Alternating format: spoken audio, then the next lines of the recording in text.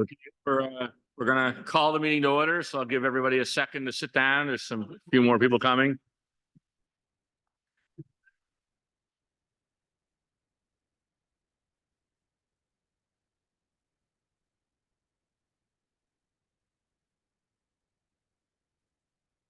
Okay, so officially call the meeting to order. I'd like to acknowledge that this meeting takes place in the traditional and ancestral territory of the Mi'kmaq people. We are all treaty people. So we'll move to item 3 on the agenda, which is the approval of the agenda. There's a recommendation on the agenda that council approve the agenda for the February 27th, 24 meeting as presented. Is there a mover for that?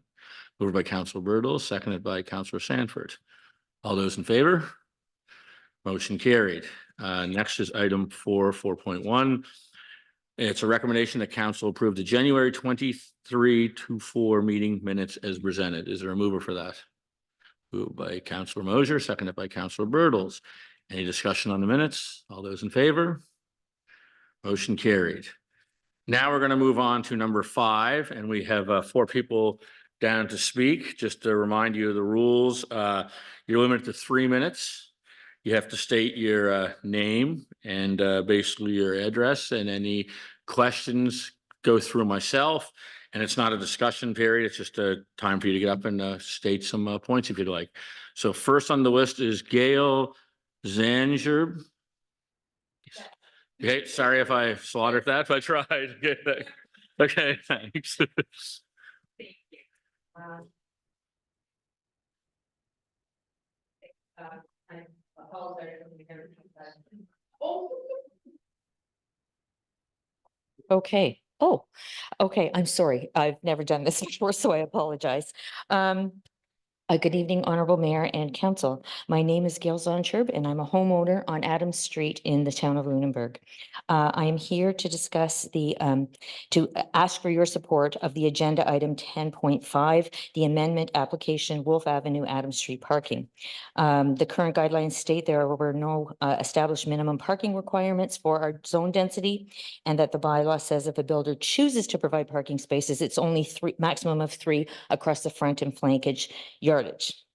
While we can appreciate the extensive thought behind the development of municipal planning strategy and subsequent land use bylaws for future development of our town, we believe some realities have been overlooked. When the residents of our neighborhood became aware of the new builds in our area and the potentially dangerous outcome resulting from the current parking guidelines and bylaws, we voiced our concerns to the previous mayor and council.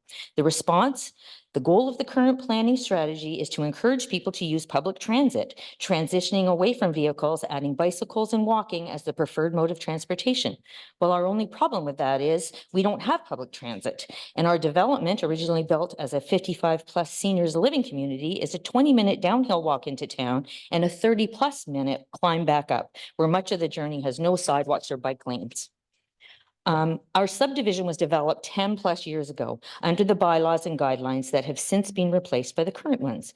We just happen to have several vacant lots which were purchased by a builder who is constructing residential medium density buildings in accordance with these new guidelines and bylaws, and it is causing great concern. After reviewing the municipal strategy, planning strategy and land use bylaw, they appear to center around new development of an entire area, a blank canvas, if you will, a large piece of undeveloped land where installation of roads, utilities, sidewalks, bike lanes, green spaces, and lighting will all be developed in accordance with these laws and guidelines. What has been overlooked is cases such as ours, where there is an existing well-established development with no sidewalks or bike lanes, narrow streets, sharp corners, all resulting in an unsafe, if not dangerous, environment. Our residents consist of seniors, many with mobility issues, children and adults of all ages, all having no choice but to walk on or ride on the road, and now being forced to the center of the road, maneuvering around the multitude of parked cars. Emergency vehicles, utility trucks, delivery vehicles, garbage and snow removal have all been negatively impacted by this situation. The excessive vehicles on the street also hinder emergency evacuation routes, all too realized during this summer's wildfires in Tantallon, a concern even the provincial government is looking into improving. Currently, only 2 of the possible 9 buildings, 5 units per building, have occupancy, bringing many more people, including children, dogs, vehicles, into the neighborhood, a growth that is welcome. but not at the risk it currently presents. The impact of these two buildings alone has been drastically evident. More traffic, more pedestrians, more parked cars, a situation that will worsen with the future builds that will take place on the remaining vacant lots. If these guidelines and bylaws are not amended for established developments in infrastructure such as ours, you will be allowing the creation of an environment where serious accidents can happen, and it will only be a matter of time.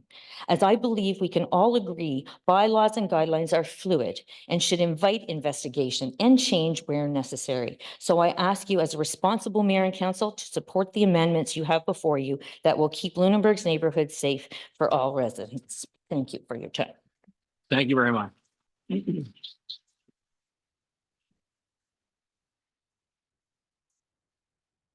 Next is Tom Barkley.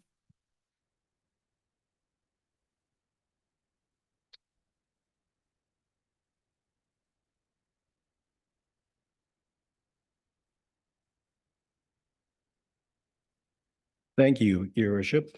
I'll ask you about Vegas later. My name is Tom Barkley. I'm a homeowner on Pelham Street. I'd just like a couple of comments at the outset. I think it's fairly obvious to most now that the CCP is a flawed document for a whole host of reasons. Bike lanes, DOA, vending bylaw, was an issue. The zoning changes on Green Street that are getting changed back, just to name a few, in addition to the parking issues that my previous speaker had just mentioned.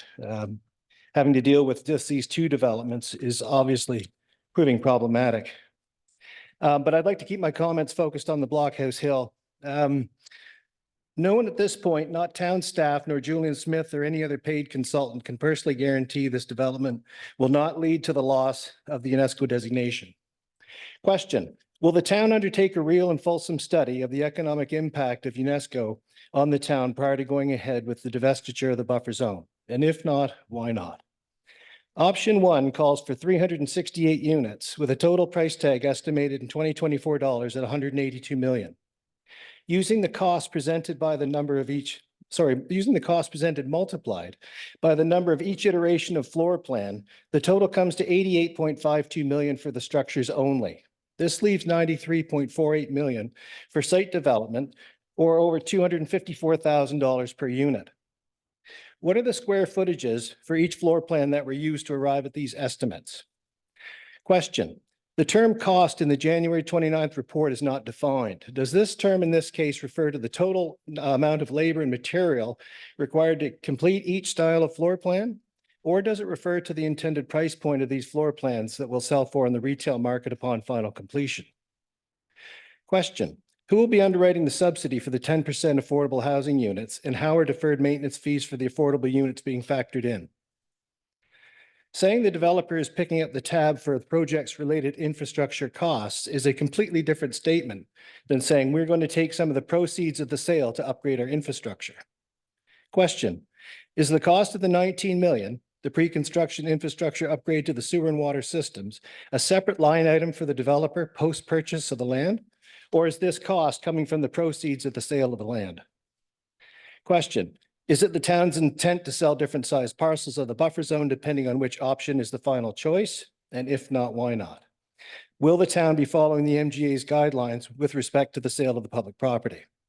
Question: what is the total elevation differential from the lowest to the highest points in option one?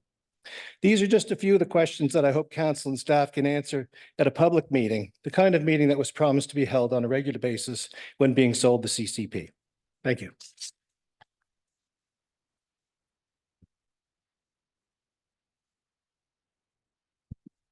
Thank you. I see that everybody has checked off. They'd like a written response from staff after this meeting. So if Gail, if you have a written report there, what you presented, if you could present that as well to us, so we actually know what we're responding to. Okay, just if you want to hand it down here to Councillor Halverson, he can pass it down to Jamie. Thank you very much. It's just much easier to get an official response if we have something in writing. So thank you very much. Next is Paula Rennie.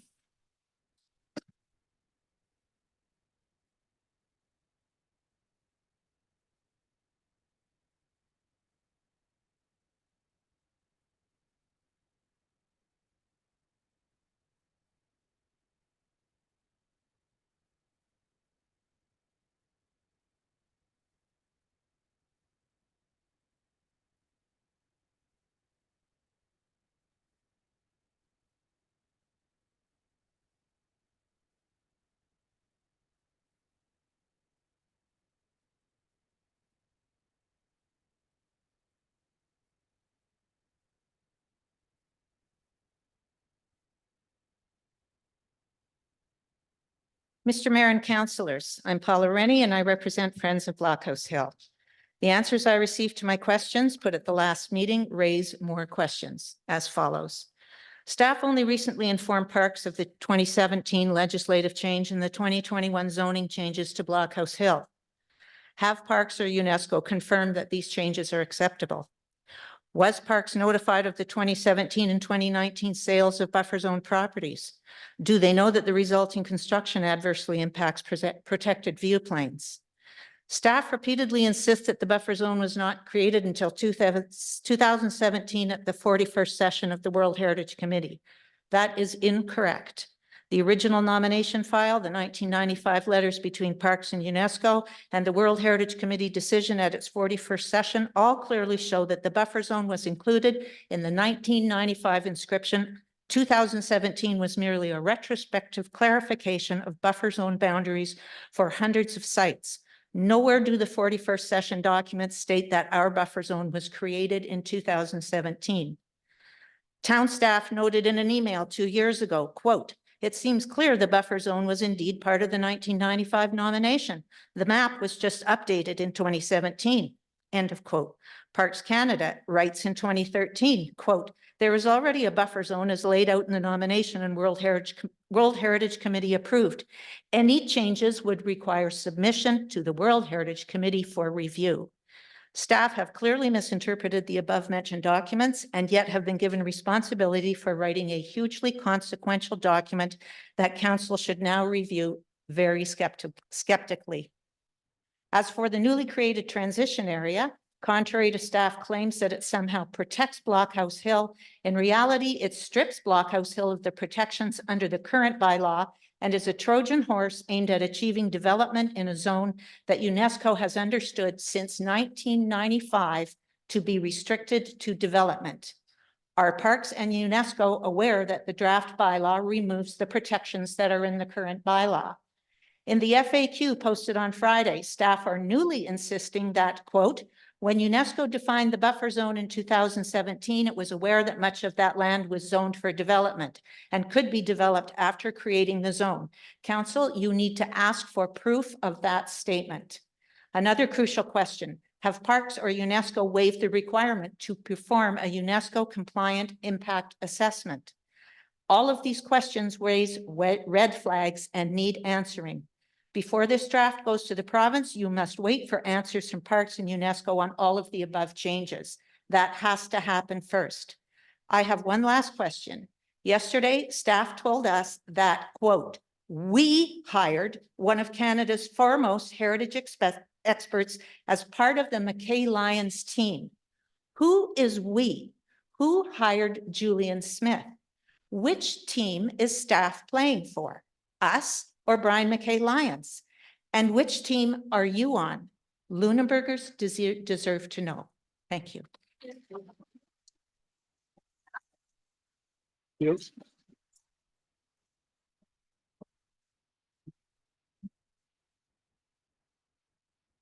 Thank you. Next is Allison Strachan.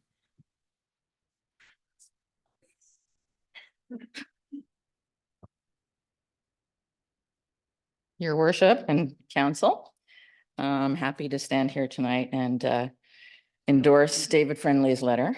The lost opportunity we had in the situation that evolved with the street with no name was that we could have been leaders. And I'll tell you why when I get to a little bit further along here. But then secondly, I'm very happy that Green Street will be returned to residential from commercial.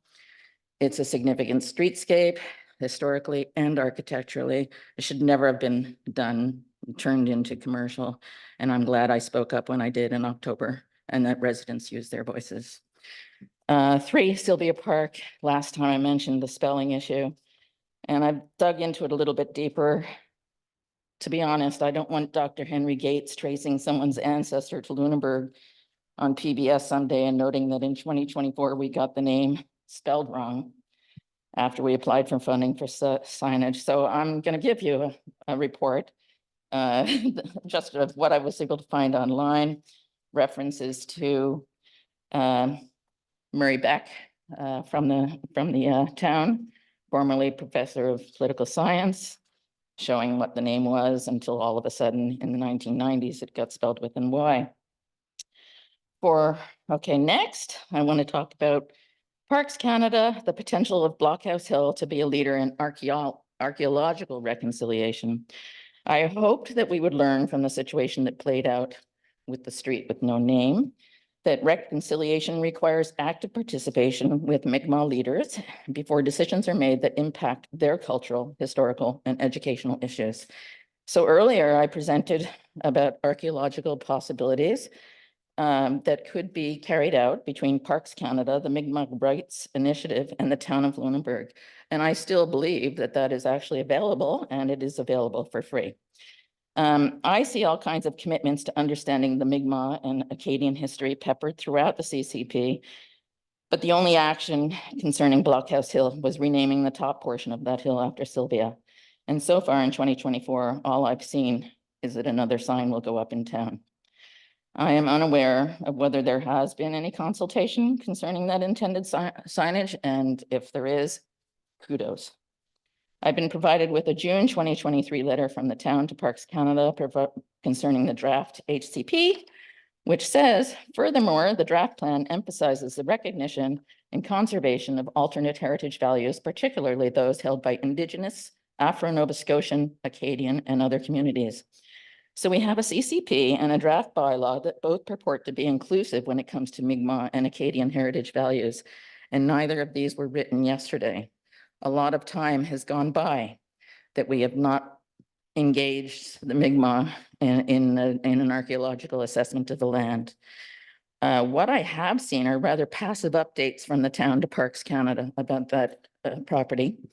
But we all know that development was not going to happen overnight when it was first presented to us in February 2022 or 23.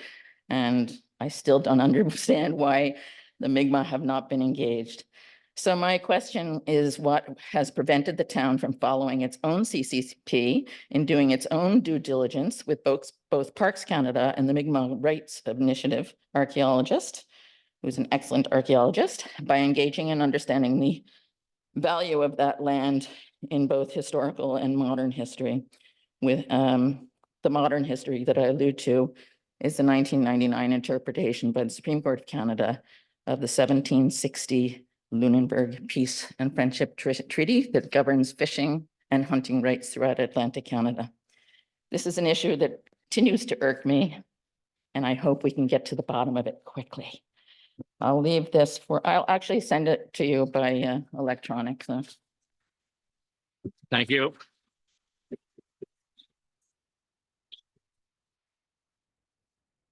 Thank you, everyone. And we'll have a copy of all your reports, and the staff will get back to you in due time. So now we'll move on to 6, which is a presentation from Corporal Matt Leggett, the Lunenburg District RCMP. Corporal Leggett. Thank you, Mr. Mayor. Appreciate the time of yourself and council tonight.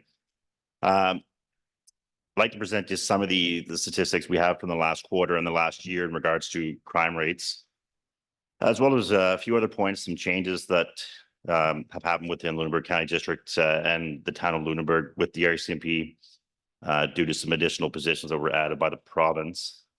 Certainly any questions, I'll answer as much as I can.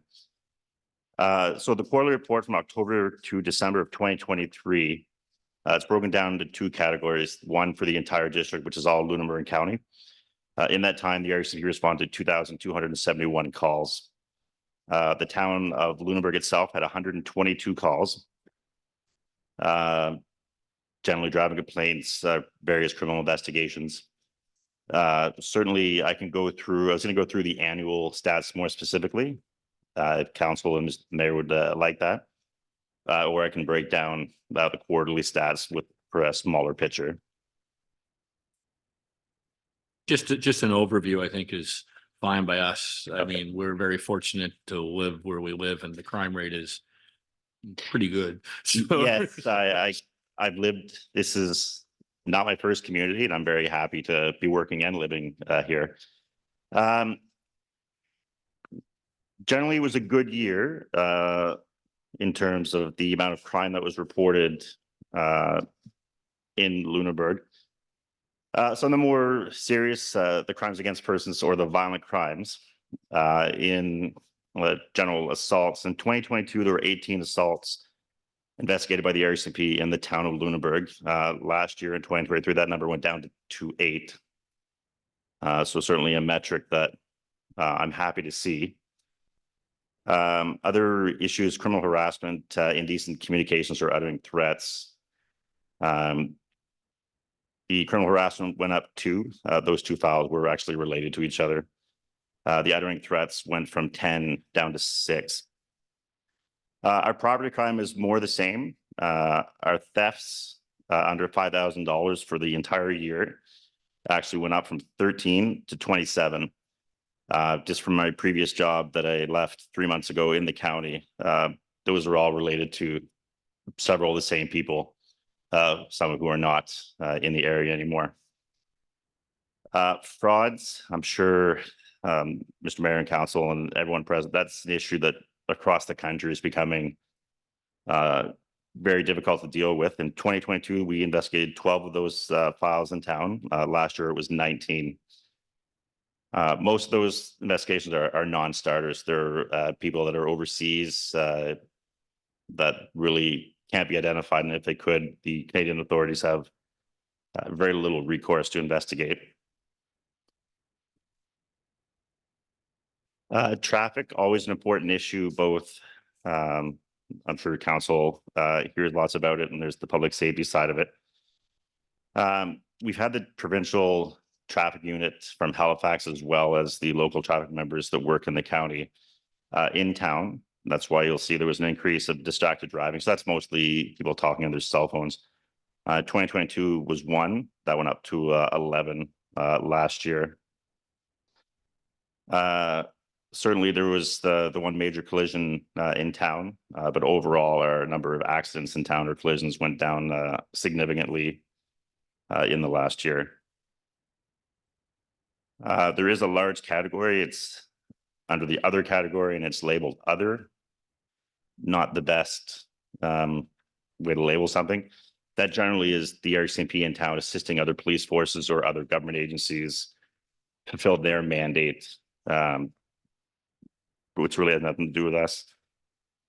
Mental Health Act, again, one of those areas that gets lots of attention and is very difficult to deal with. To no one's surprise, certainly not myself, we went from 23 calls in 2022 up to 35 up to 44. That encompasses everything. That's us dealing with the calls directly ourselves. That's us going with emergency health services. Just as yesterday, if there's a weapon involved, EHS won't attend unless we go. We score that as mental health. So those are the rough numbers. Is there any questions on those, Mr. Mayor? Any questions from council? Council Bertels? Thank you for your report. I just have a quick question in regards to crime lately. Have you seen a rise? I mean, I know the last week or so, Modal has had a lot of break-ins, and it's just a matter of time it's going to come into town. So have you seen a rise in the last few months? Specifically to break-in enters? I have to go back over several years to compare the trend, and certainly I will do that and get back to you. In the county, there has been a large number of reported break-in enters. And as you alluded to, it's traveling criminals. It's people who move from one area, make themselves unwelcome, move to the next area. So certainly I will get those numbers over the last 3 years and provide the contrast for you. Any other questions by council? Councilor Moser? Thank you, Worship. And I know this is just outside of our jurisdiction, but it just seems to be a lot of accidents out at the four-way stop there by your depot. And I was just wondering if there's any, safety measures that can be taken there to try to, mitigate, future accidents. I know one time before they had like a warning strip on, a section of the road, something along that line that may quiet the traffic before they get to the sign. Yeah, and certainly anecdotally, I'm aware just would have been 3 or 4 weeks ago, there was an accident there that I assisted with. It'd be the responsibility of Department of Transportation Certainly, I would support any efforts to slow traffic down or make them aware, because it's not the small ones that we have, it's the big ones that we haven't had yet that more concern me. But certainly I'd be supportive of any action DOT could take to address that issue. Thank you. Would that be up to us to send a request into DOT, or would that come from your department?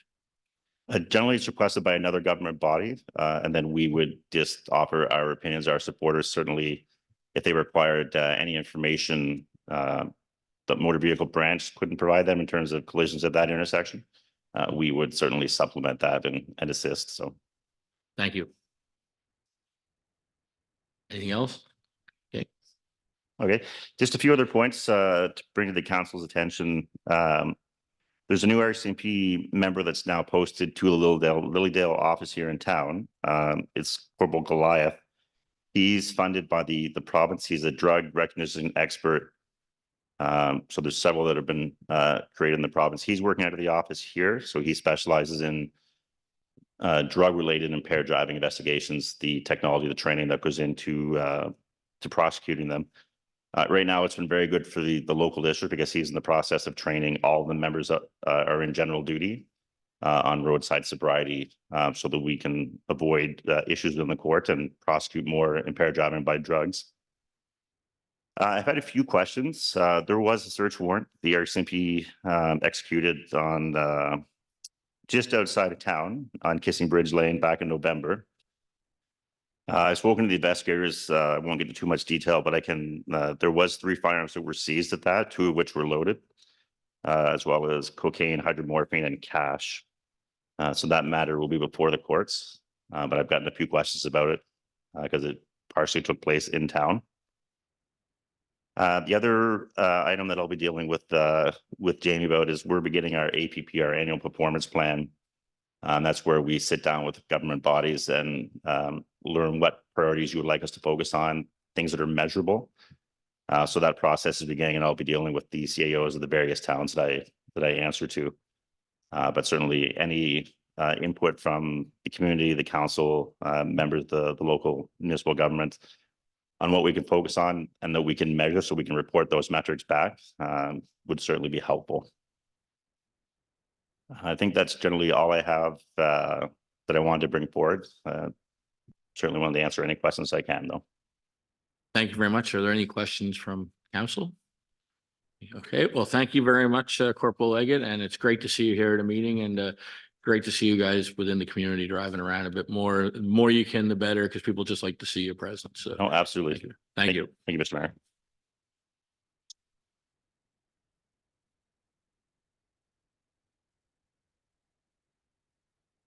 So number 7 is just some correspondence we've received from some residents. Nothing to work on there. 7.2 is just a response on our vulnerable persons registry response. So there's nothing to deal with there. 7.3 will go to the budget process. And so we're on to 7.4, which is an update on the REMO budget. And there is a recommendation in front of us. The recommendation is that council approve the core budget of $410,418 for 2024-25 Regional Emergency Management Organization operating budget and the town of Lunenburg's portion of $21,511.51 as recommended by the REMO Advisory Committee. So that is a motion in front of us. Is there someone prepared to move that? It's been moved by Councillor Sanford. Is there a seconder? Seconded by Councillor Mosier.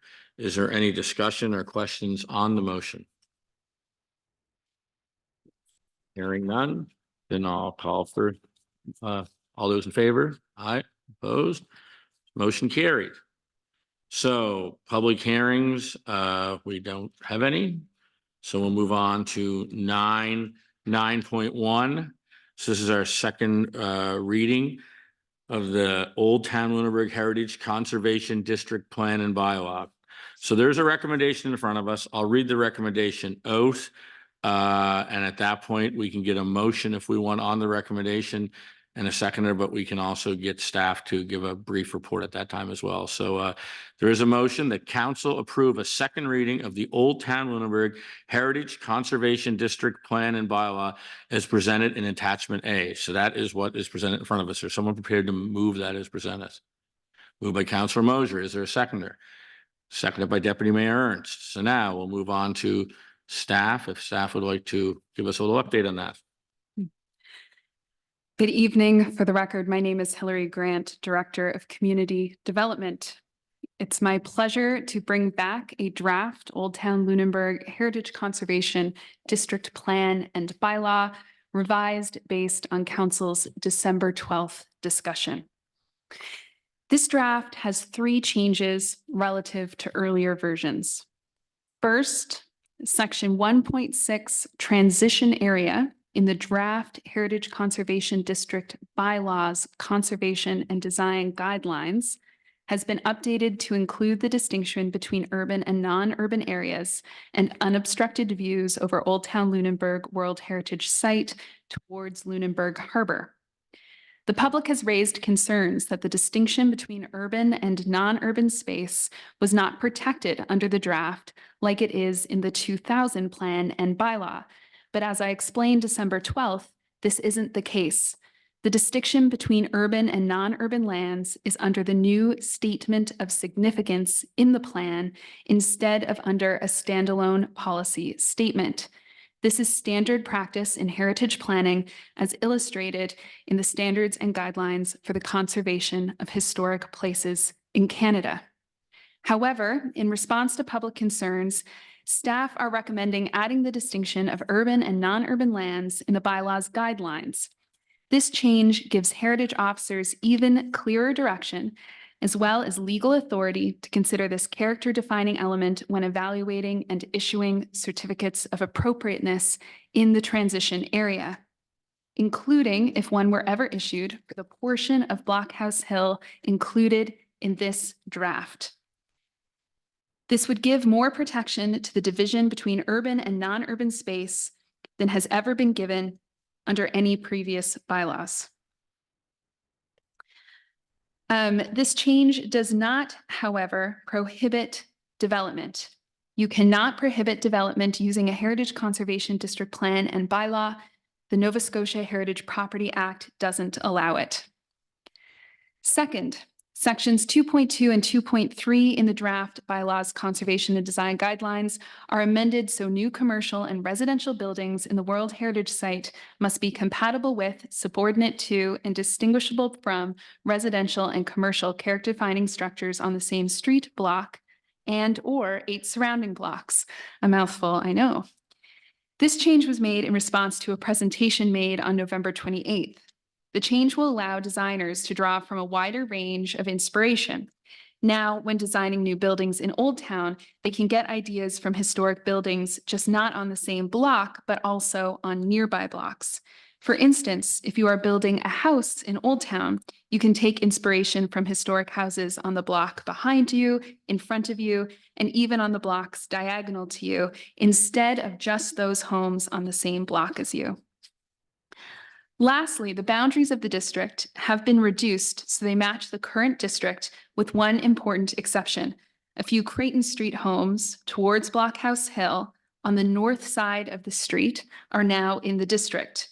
When we did the initial public consultations for this plan and bylaw, many of these homeowners were interested in being added to the district, and it makes sense to have both sides of the street and neighbors all included and subject to the same standards and rules. None of the residents who spoke against enlarging the district opposed adding these homes. Oxner Loop, Dufferin Street, Pelham towards Garden Lots, and most of Blockhouse Hill are no longer included in the draft district plan or bylaw. This draft seeks to balance the protection of Old Town Lunenburg with the town's future viability.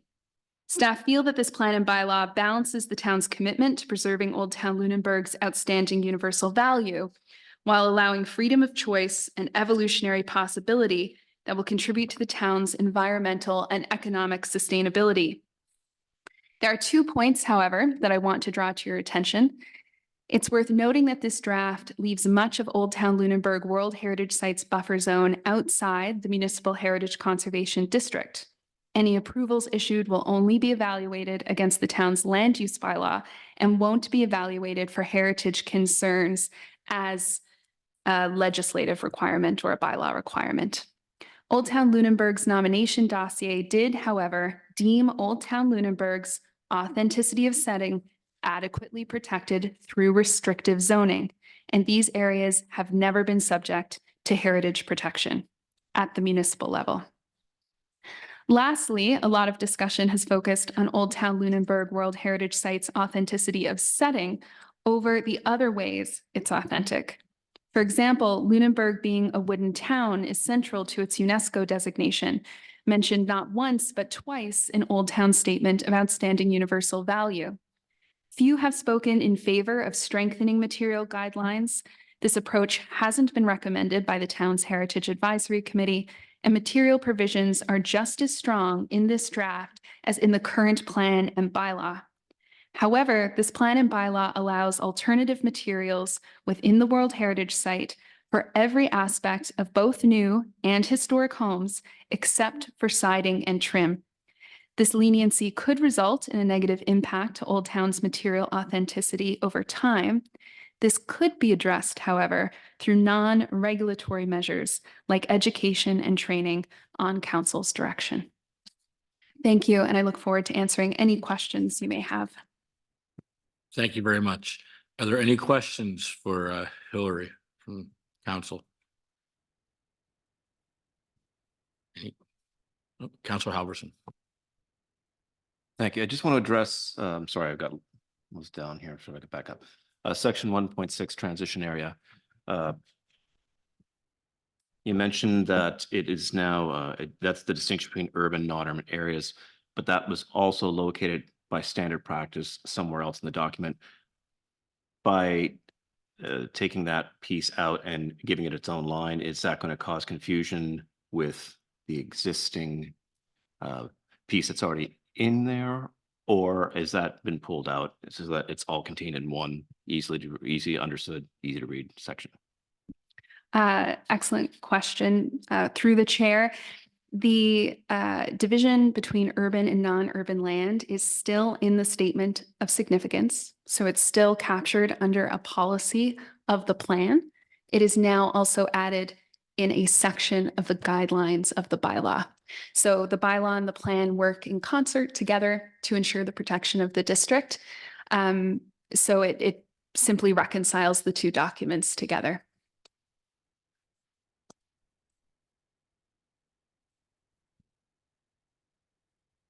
Any other questions or comments? I'd just like to make one quick comment that it's very nice to see that a number of the changes that have been made in the last 2.5 months were made due to things that we've heard in this chamber, either through council or from the public. So it shows that that we and staff are listening to some of the things that are being said here. So thank you very much for that. So if there's no other questions, concerns, or comments, basically you can vote on the motion. All those in favor of the recommendation, raise your hand. All those opposed, motion carried. Thank you, Hillary. So now we'll move on to new business. Items 10.1 and 10.2 is the portable water quality test results and the wastewater quality test results. And Tyson, you're on deck for that. Thank you, Your Worship. Just with the heavy agenda this evening, I've been asked to provide a quick summary of each of these reports. So we'll start with the potable water quality tests.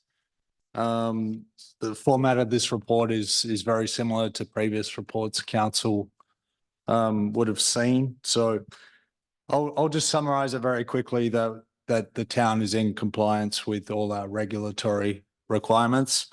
So this report dates back to summer of 2023, when there's generally larger draw, but excellent that we're in compliance there. Any questions from council about the water quality report? No? Okay, I'll move on to the wastewater quality test results. Again, July to September 2023. Reports the same format as council has experienced before. And again, quick summary is that we are in compliance with all our regulatory requirements. So if there's any specific questions to the wastewater category, happy to address. Thank you. Thank you. Any questions for Tyson? Thank you very much. So now I'm a little confused. My electronic agenda and my paper agenda don't match up. So yeah, so 10.3 is one of these two things. It's either the marketing levy bylaw recommendation or it's the Wolff Avenue Park. Which one is it? Marketing now? Okay, so we'll go on to the marketing levy bylaw. So there is a recommendation in front of us that council directs staff to bring forward a draft marketing levy bylaw for first reading. So there's a motion there in front of us. This is to give staff basically the direction to come back with further information. It's been moved by Councilor Mosier, seconded by Deputy Mayor Ernst. Is there any discussion on the motion? Hearing none, motion to move forward, raise your right hand. Opposed? That's passed. Now is 10.4. Where's the Wolff Avenue application one? 10.4 is the Source Water Protection Advisory Committee. Okay, I see. Move down on the agenda. That's great. Okay, excellent. So 10.4 is the Water Protection Advisory Committee, and there's two recommendations here. First is that council adopt the Source Water Protection Advisory Committee's terms of reference as presented in attachment A. So is there a mover for that recommendation? Moved by Councilor Moser, seconded by Councilor Halverson. Any discussion on the recommendation? Councilor Sanford. I'm wondering, and it may be in the next point, but I'm wondering if we should be given consideration to providing a seat for the Natural Resources and Environmental Tech Program at NSCC on the committee, not that they would be a voting member, but to have a seat to be able to give input to both the town and the municipality. I think they'd have a lot to offer in that particular venue. And because we have a partnership with them in some of the management pieces, I think that it would be in the best interest of all people on the committee if they had some contributions to the discussion as a committee member. Suggestion.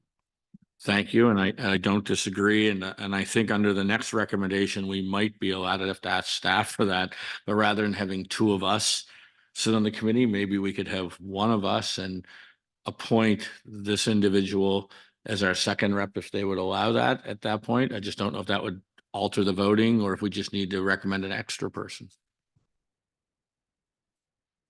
Through the chair, I would simply just amend it to add him as an ex officio non-voting membership. We'd add the next bullet. Number 5 is, I forget the name of the program. Susan, perhaps you can. We could add that to that next line. Okay. So we can deal with that on recommendation 2 if you'd like to add it when we come to that recommendation, we can add that at the end, and if that works for everybody. So if that works, if there's no other questions on recommendation 1, okay, all those in favor? Opposed?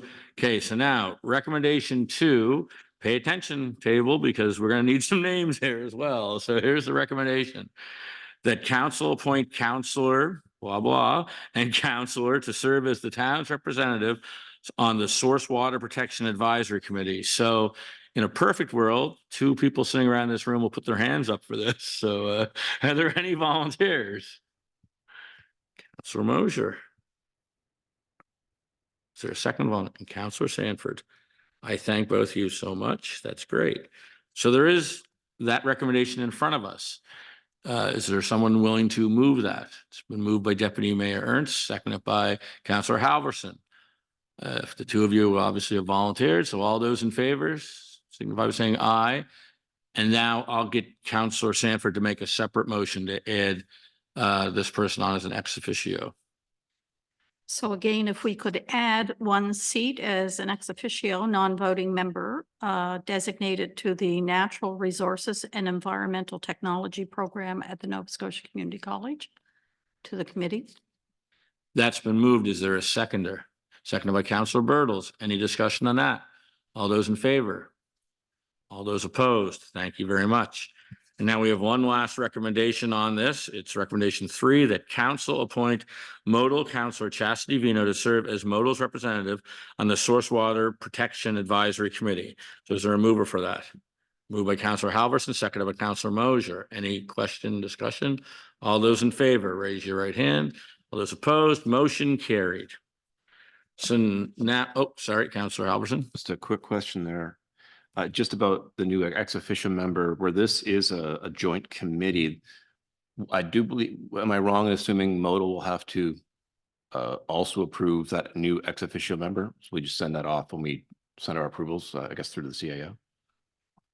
Through the chair, to Councillor Halverson, we'll do exactly that.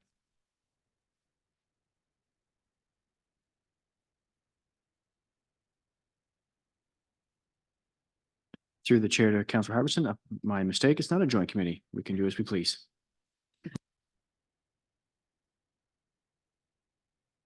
Excellent. So we're going to move on to 10.5 Municipal Planning Strategy and Land Use Bylaw Amendment Application for Wolff Avenue, Adams Street Parking.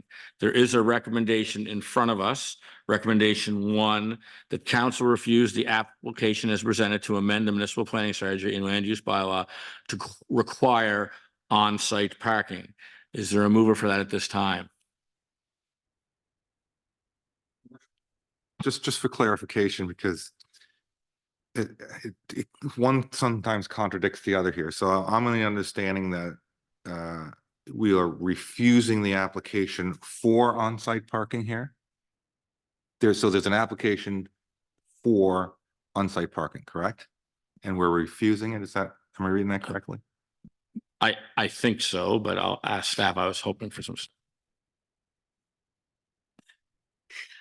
Through the chair, three different things have been requested. The first is that minimum parking requirements be added to the medium density residential use zone, including the option of green space parking. This would mean that any future development would be required to have a certain minimal amount of parking provided on site. I do have speaking notes regarding this recommendation that council can or cannot direct me to deliver. The second issue is a request to amend the land use bylaw to enable but not require up to 5 on-site parking spaces in front yards. Currently, an unlimited number is allowed in side and rear yards. Does that answer your question? Okay. Yeah. Okay, so we basically have a recommendation in front of us. How does council want to proceed? We need a motion and a seconder to proceed at this point. So. Again, Your Worship, I think because it's a negative, it makes it difficult to, I support off-street parking. So if I make the recommendation, then I'm actually going against what I would support. So I won't, I guess we just let that die on the floor if we don't support it. We can, I guess my question would be, there is an issue up there that we have to try to deal with. So does the next motion deal with that, or do we go to one of your other options that we have on your report? Through to the chair, perhaps the easiest option would be for me to simply run through an explanation of the request and give some background on land use planning and the amendment process, and potentially that would give some clarity to council on how to proceed. Sure. Okay. So once again, I'm Hilary Grant, Director of Community Development, perhaps for those watching from home. So before I review the issue at hand, I would like to quickly review for everyone, including those in attendance here tonight, the rules and steps involved in a land use bylaw amendment. So first, you'll notice in this and the next report, analysis relative our municipal planning strategy.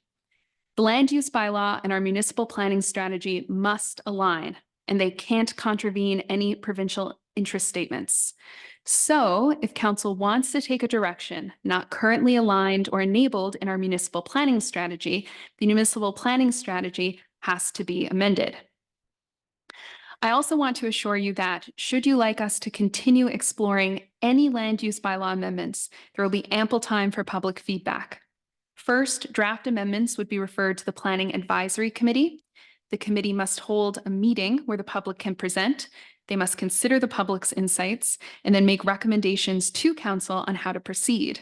Upon receiving the recommendation, if council would like to continue considering the amendment, you would also need to hold a public hearing inviting public feedback. This is true for this and the next agenda item. As Councillor Mosier has noticed, there is a negative motion on the floor. Unfortunately, council is required to rule on requests for amendments. So while staff avoid bringing forward negative motions, unfortunately, in select planning contexts, they are a requirement. So the Salt Meadow subdivision residents are concerned about the safety of traffic and parking in their area. Our traffic engineer has met with residents and is implementing traffic calming solutions like no parking signs. However, residents have also requested planning amendments, 2 in particular. 1, making it mandatory that every development have an off-street parking spot for each dwelling unit. That means if there are 2 on a lot, it would be mandatory that the developer provide 2 on-site, off-street parking spaces. The second amendment request is that the town allow up to 5 on-site parking spaces in the front yard in the medium density residential use zone with the option of green space parking. Minimum parking requirements, so the requirement that a developer must provide a certain amount of parking spaces under land use controls, have been found to increase construction costs for developers, reduce housing density, and in turn exacerbate unaffordability, important points of consideration amongst a housing crisis. However, minimum parking requirements can prevent on-street parking congestion and traffic. The elimination of minimum required on-site parking spaces has happened mainly in dense, compact, walkable neighborhoods close to public transit, an amenity Lunenburg does not have. The town's MPS and comprehensive community plan both state council will not use minimum parking requirements. So changing course and adding minimum parking requirements would necessitate an MPS amendment. Given the relative newness of Lunenburg's lack of parking requirements, town staff recommend holding off on reintroducing them until further research can be conducted as part of the upcoming parking and traffic study. However, to partly address residents' concerns in the short term as expediently as possible, staff do recommend increasing the allowable on-site parking spaces in front yards from 3 to 5 in this zone. Again, there are no restrictions on the number of parking spaces inside or rear yards, but if a developer chooses to maximize their lot coverage, like at 210 and 216 Wynot Street, the only place for vehicles might be in the front of the property. An amendment to allow 5 parking spaces in front yards would allow developers to provide 5 parking spaces, 1 parking space per dwelling unit, allowed on a lot in the medium density residential use zone, should they choose to do so. I sincerely hope that this provides some clarity, but again, happy to answer any questions you may have. Thank you, Hillary. I think it provides clarity. In my personal opinion, I can't make a motion. Anyways, I have to vote, but in my opinion, I guess I wouldn't support the motion the way it's written, only because I do not support no parking requirements as the MPS was changed. I think in a town like Lunenburg in a rural town with no transit and no discussion of having transit. I think to think people are going to live here without vehicles is just a pipe dream. And if most families would have probably in 2024, 2 vehicles or so. So I think that this was, I know why the issue was changed in 2021. It was good thoughts to keep housing costs down and maybe bring more affordable housing to town. But personally, I think it was a flawed approach. I think you can't live in, we're not urban. You can't live in rural Canada without a vehicle.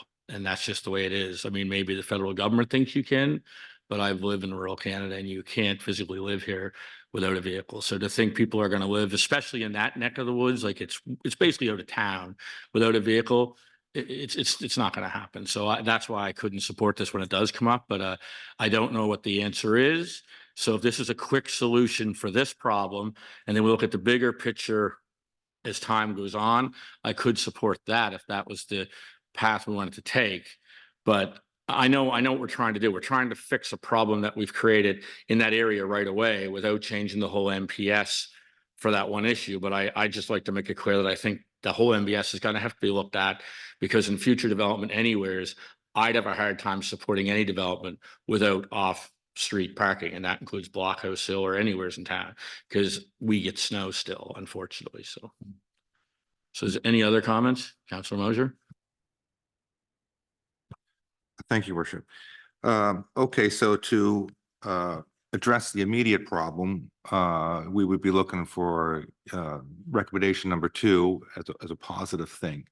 But if we would, but we still need to, I think, bring this back, so it's not a long-term systemic problem for us, right? So I think that should be viewed, as it relates to medium and maximum density bills for the future. So I think that motion should be included with maybe the second recommendation. Would that make sense? I'll look at the CAO maybe to see how we can craft that.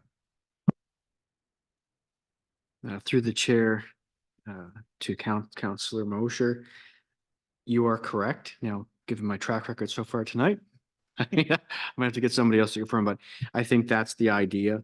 And Hillary had mentioned an important item is the parking strategy that we're going to be going through. That parking strategy is going to help illustrate some gaps where we need to fix some of these issues, whether it be on street or off-site or on-site. So I think that's an important part. But as you had mentioned, Councillor, the immediate would be the second one. Thank you. Councillor Halverson? So in line with that thinking, I would be happy to move that the second recommendation, in order to, like we talked about, remediate the immediate problem, and then wait for this parking study to come out so we can have all the information we need before we actually address if we want to go ahead and redo the entire land use bylaws. But I think we need to alleviate the pressure point here quickly. So I'll, if no one else has anything to say, then I'll move that second recommendation. Okay, so to be clear, we're moving recommendation number 2, that council direct staff to work on a proposed amendment to the land use bylaw to enable up to 5 on-site parking spaces in front yards. So that's what Councillor Halverson moves. Is there a seconder on that? Awesome. Seconded by Councillor Mosier. Now we can have some more discussion on that if we'd like. So is there any other? Councillor Sanford? I'd just like to make the comment that if we're looking at a minimum of 5 on-site parking spaces in front yards, if we go in that direction, why aren't we looking at putting sidewalks in? I heard somebody speaking earlier about walkability and so on. And I heard in our presentation, we're talking about safety, right? So without, to your point earlier about having, most families having 2 vehicles per se. So if we're going to crunch it in and we're putting 5, possibly up to 5 spaces on a front lawn, are we taking away also or putting at risk the ability to have a sidewalk where people can walk and it supports safe walkability in a developing community? So I don't know how we address that, but I don't want to lose, by putting in parking, I don't want to lose the ability to have a sidewalk as well. Both should be happening at the same time, my opinion. Thank you. Councillor Halverson. I do have a question, again, through to staff. You mentioned that our traffic engineers have gone down and put no parking spaces up. What issues have brought forward to staff or like regarding from perhaps either from or regarding EHS, the fire department, garbage and snow clearing? Are we hearing complaints from town staff that they're having difficulties at this point, clearing snow, getting garbage? Fire department, are they having trouble getting through? Through the chair. So I myself and two of my colleagues from the planning department met with residents on site, discussed their concerns, and that particular part of town is sort of 4 right angle turns. It was easy to recognize that larger vehicles, talking to our guys that in public works that perform plowing operations, they talked about the difficulties of those turns if those cars parked on the inside and the outside, just logistically. So I haven't had, I can't recall any complaints from the contractor that provides garbage or emergency, but we're trying to be proactive and address issues before they have impacts. So that was the thought with the no parking. The no parking signs have been installed on the interior of the loop. There's more space on the exterior at the moment. Again, it would be something that we would, it's a measure for now. We'll monitor it for its effectiveness into the future, and that's our plan at the moment. Thank you. I mean, all you really have to do is go up there during like a snowstorm or right after, or even without snow. I've been up there twice because that's where I get my hair cut in that area. And I've had to back into a driveway to go out because there's so much action going on at the top now at the development. So. Yeah, I mean, it's in my backyard. I'm very familiar with it. Yeah. To Councillor Sanford's point, though, regarding sidewalks, I guess I'll put this through to Tyson again. Would there be, if we went through this measure at this point, would it be difficult, or how difficult would it be to at a later time if we wanted to amend and install sidewalks at that point, if the 5 parking spots are allowed? Would that pose a problem later on, or we would just go through and amend the land use bylaw as we're doing at this point? Is that right? Through the chair, the land use bylaw aspect isn't, I wouldn't say is at the top of my expertise, but just in terms of the logistical items, it kind of depends on the configuration of the lot. If the building is there and the parking spaces are in front of it, you need 5 feet wide for the sidewalk to work. So I don't know that I can give you a yes or no answer at this moment. It's something to consider. The CCP also talks about sort of shared road spaces and reducing speeds in those zones. And that's something that the traffic and parking study we intend to address and investigate further as well. So there are options. But in terms of your question, I can't give you a yes, no answer there. Sorry. Thank you. I think the hope is that this motion, the way we've just made it, will help alleviate the situation that was brought forward at this time.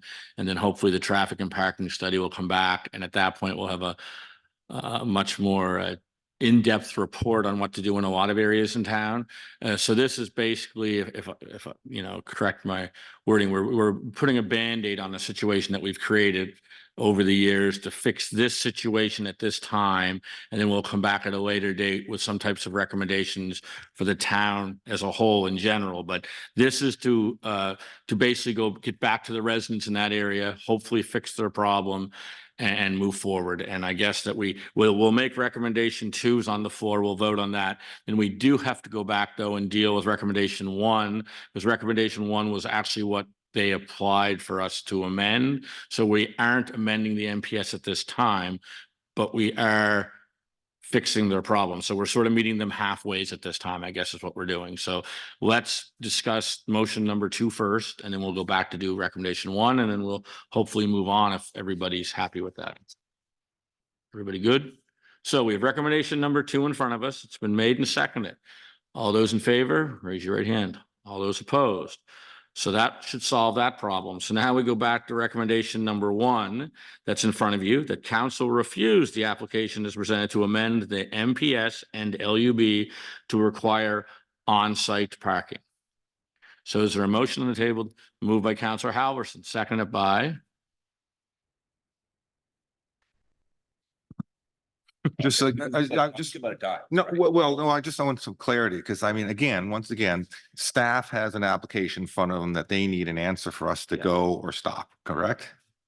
That is correct. If I may, the report does indicate that if council would like to see the minimal parking strategy reconsidered, re-researched, this would have ripple effects across the MPS, across the LUB, and to ensure that rules are applied consistently across our community, staff does feel it is worth doing some considerable research. Under alternatives, one of the alternatives, first bullet in the memo, is direct staff to work on proposed MPS LU amendments to require on-street parking. To that could be added upon the completion of the parking and traffic study. This way, council would not be making a negative motion and would be giving clear direction to staff at the same time. Okay, does someone want to make the motion? Okay, Councillor Halverson will make the motion. Do we capture that? Did you get that? So just to clarify, you're looking to capture the alternative being to direct staff to work on proposed MPS and LUB amendments to require on-site parking. Upon the completion of the parking and traffic study. Okay, so since the clerk has that in front of her, I'm going to ask the clerk to read that out, and then we'll have someone make that a motion, and second it, we'll move forward. So we're all clear as mud. So you want to go ahead, Kayla?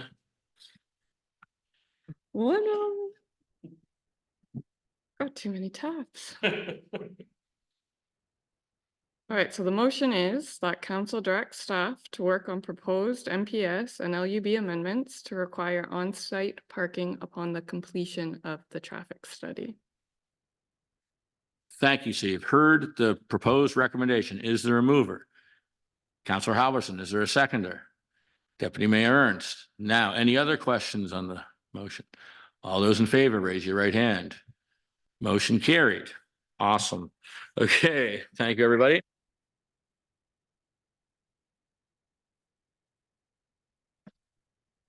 So we'll move on to 10.6, which is the municipal strategy and land use bylaw amendments application, designation and rezoning of lands along Lower Green Street. So there is a recommendation in front of us that council directs staff to work towards amending the MPS and LUB to redesignate a whole bunch of PID numbers that I'm not going to read out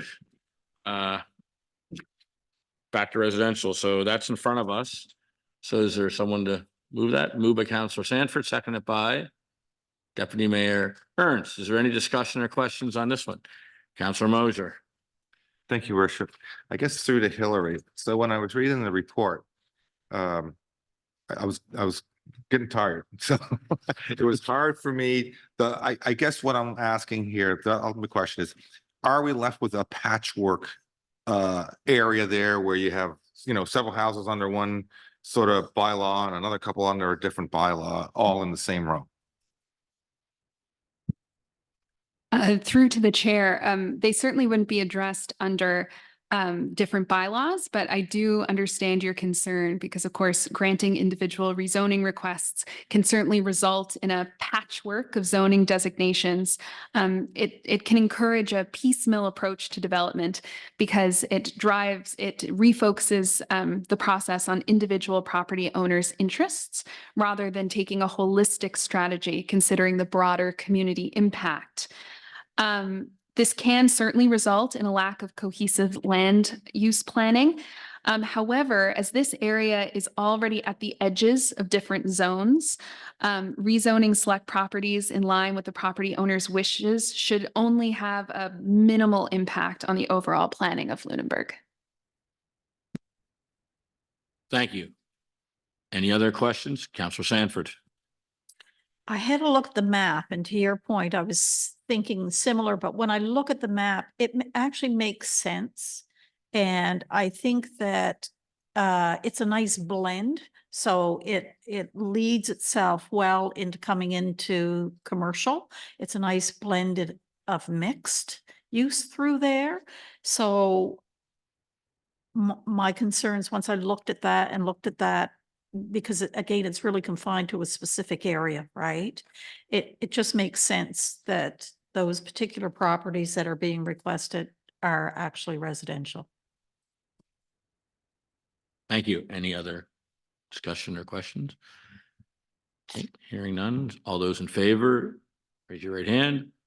All those opposed? So its motion is carried 6-2 or 5-1.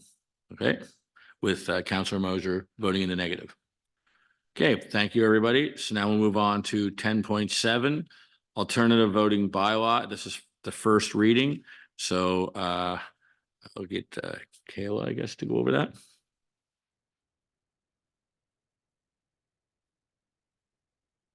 Thank you.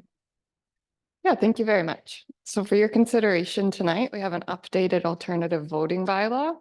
This updated bylaw does not alter the intent of the current bylaw, which is to allow for alternative voting, such as telephone and internet voting, but instead it proposes some additions to the bylaw.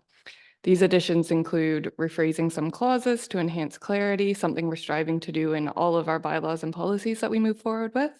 Delegating the duty of setting alternative polling dates to the returning officer, adding some clauses that better align with our paperless election practices. So right now the bylaw is written to more so accommodate a hybrid election, which would be paper ballots and alternative voting. So we've added some clarity around what a paperless election would look like, which is what we've been doing the last 2 elections we've had. And the addition of some minor administrative clauses like council and staff's review of the bylaw ahead of a scheduled election. Therefore, if council agrees with this updated bylaw, we recommend that you give it first reading tonight. If you have any questions, I'd be happy to answer them.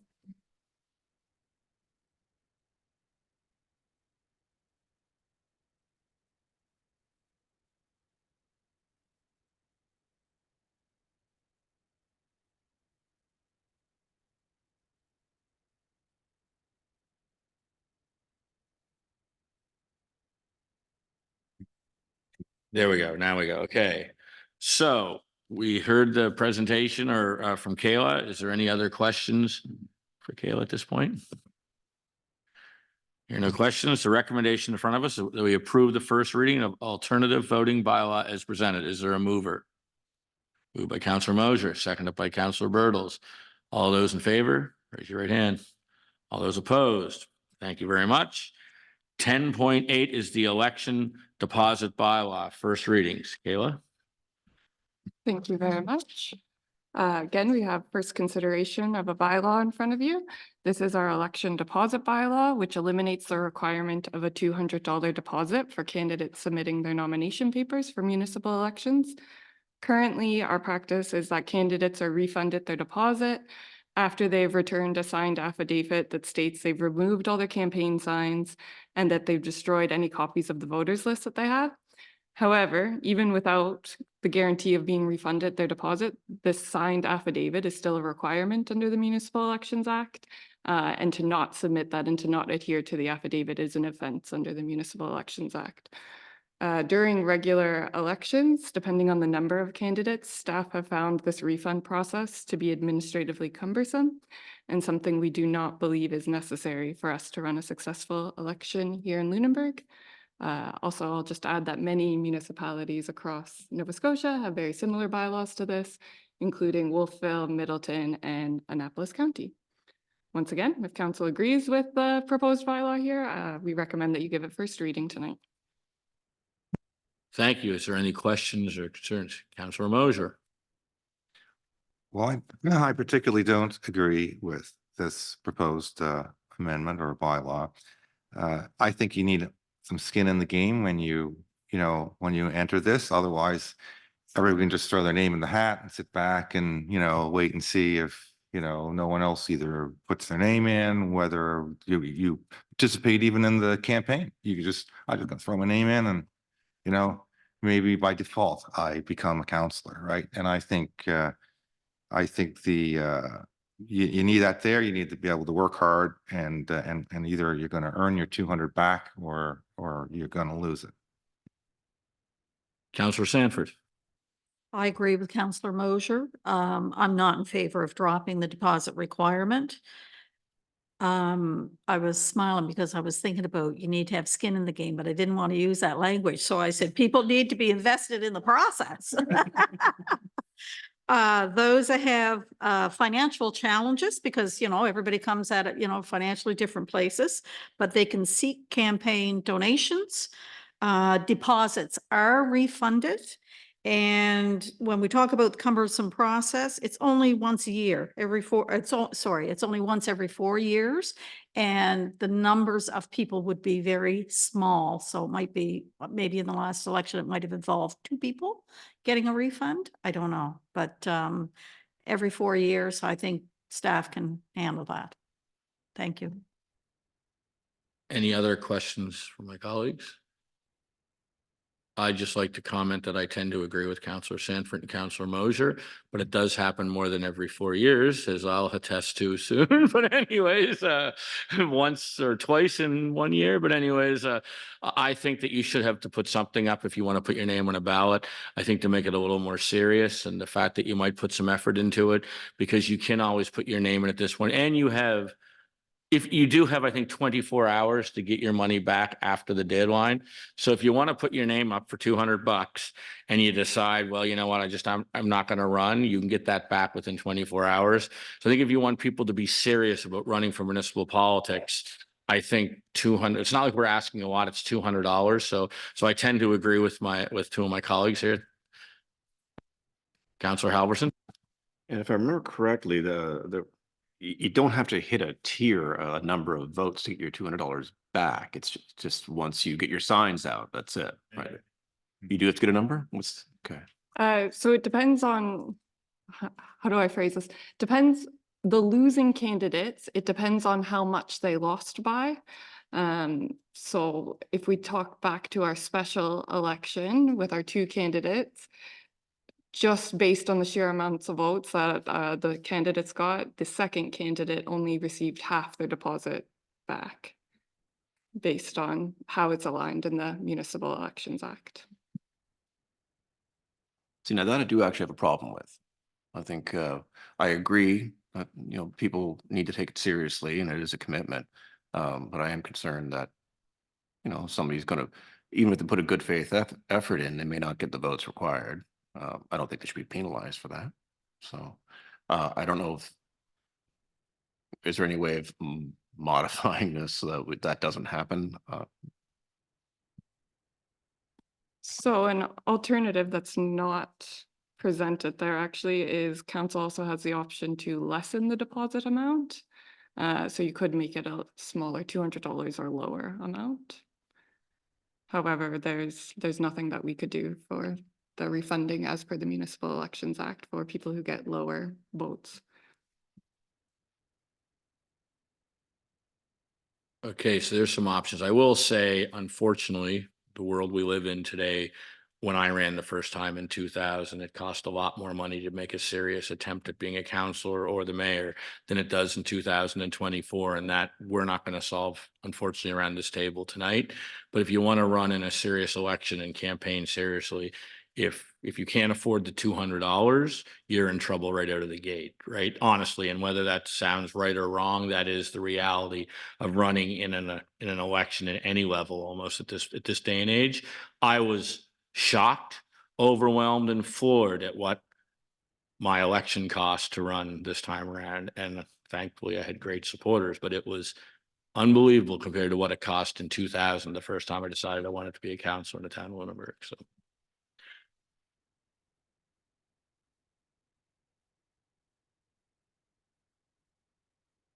Okay, so we're at the first reading, so we either approve this at this point and then we don't debate it, which we just did, or we don't make the motion and approve it. So how do we want to move forward? Do we want to leave as is? If we do, there's no motion, or we need a motion? We'll make the motion and we'll just vote on it. And that way everybody can, vote their conscience. Okay, so Okay. I'll move it so it goes forward, and that way it'll be on the books as either good or bad. Okay, it's been moved by Councillor Mosier, seconded by Councillor Halverson. Any other debate that we weren't supposed to have? All those in favor, raise your right hand. All those opposed, raise your right hand. Motion is defeated, 6-0. We've probably done it first again, made a motion and defeated it 6-0 around the table. So thank you very much. So we'll move on to number 11, notices of motion, information requests, and council's reports. So we do have one notice of motion in front of us. I'll let Councillor Halverson read off the recommendation. So I'm just trying to get to it here.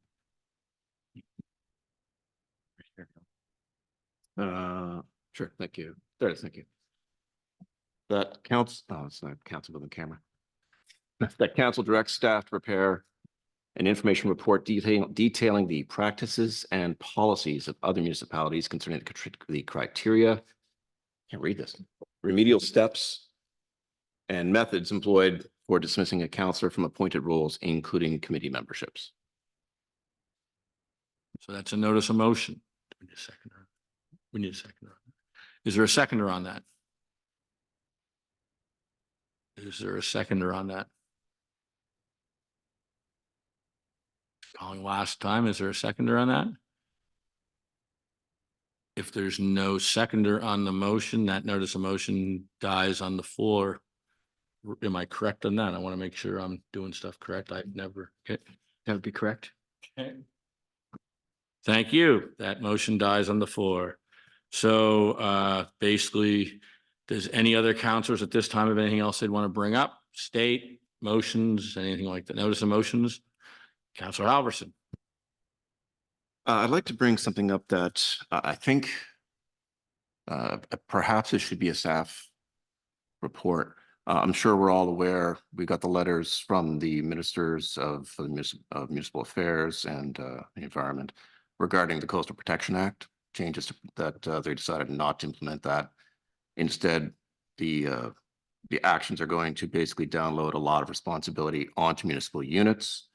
We're going to be responsible for trying to mitigate coastal damage on our own, trying to align bylaws with our neighbors.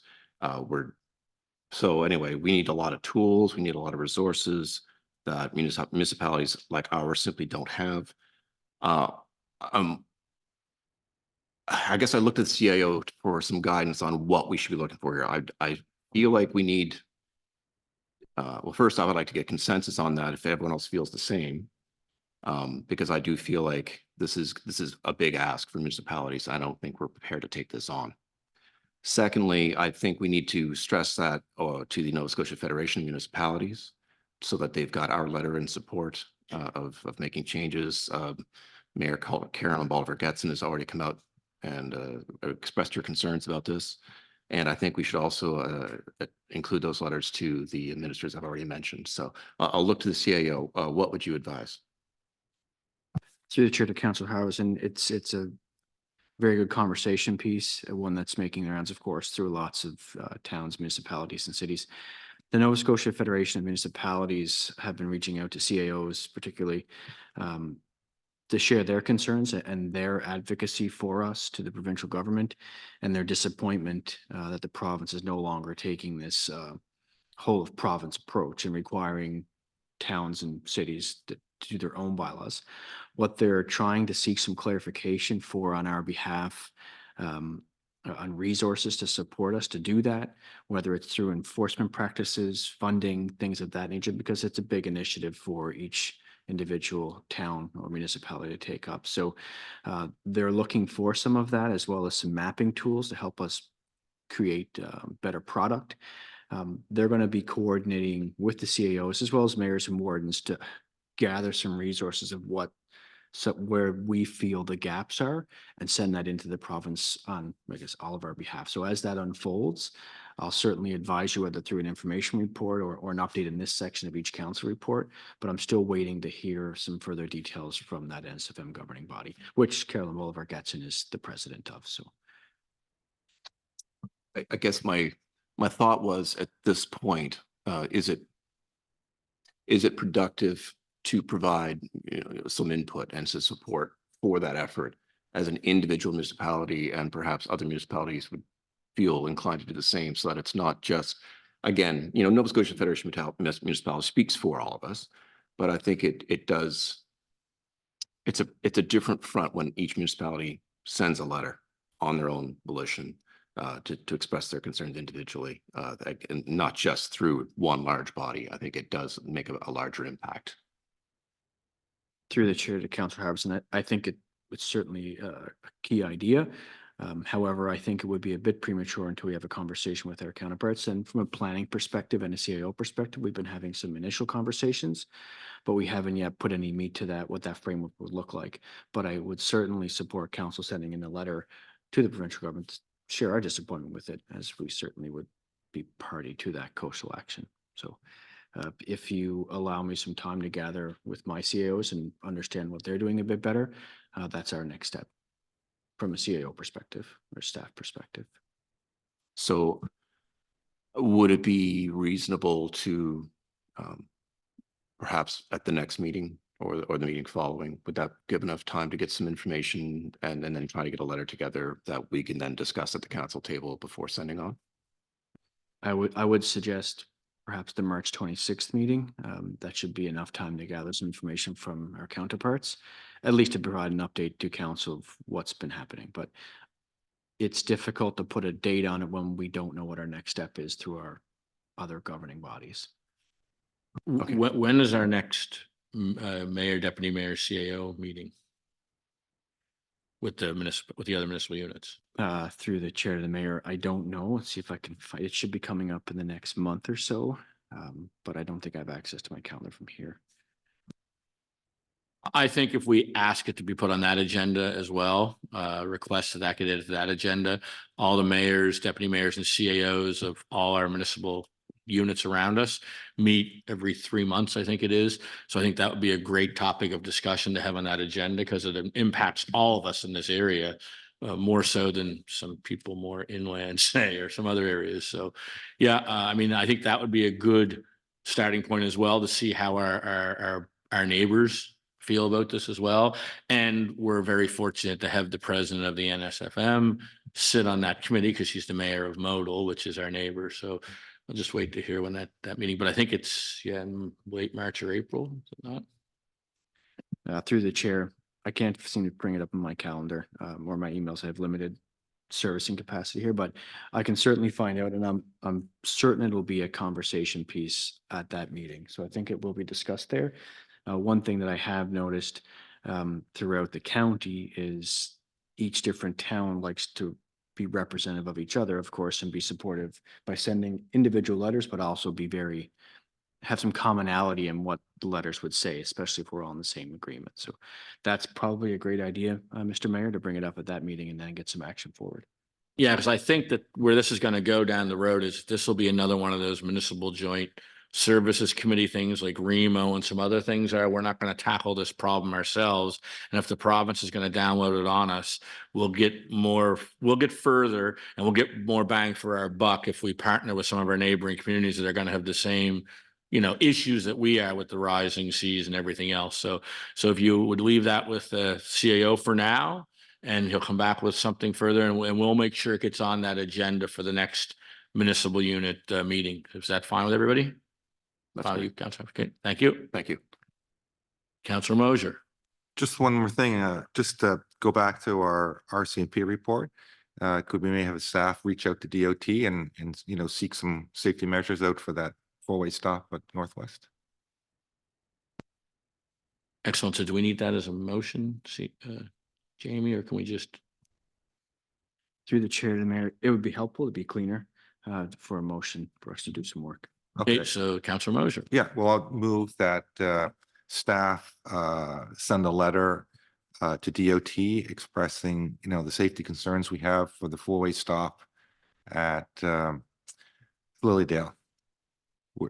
Especially with regards to the recent accidents that we've had there. We've almost had one of our own staff members could have been fatally injured there. Killed. Moved by Counselor Moser, seconded by Counselor Sanford.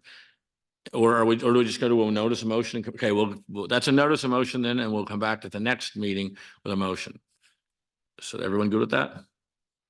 Okay. So anyone else have anything else to bring up? Okay, so at this point, we're going to take a little recess before we move in camera. So let's take a 10-minute recess. Thank you very much, everybody, for coming.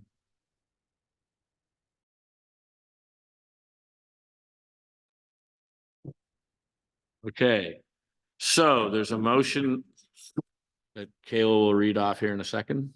All right, so the motion pertaining to the curb waste garbage collection services contract extension is that council approve the extension of the curbside waste collection services contract with GE's All Trucking Limited for fiscal 24-25 and 25-26. You've heard the motion. Is there a mover? Moved by Counselor Moser, seconded by Counselor Sanford. All those in favor? Carried. Thank you very much. Motion for adjournment, I guess. Moved. So thanks, folks. Thank you.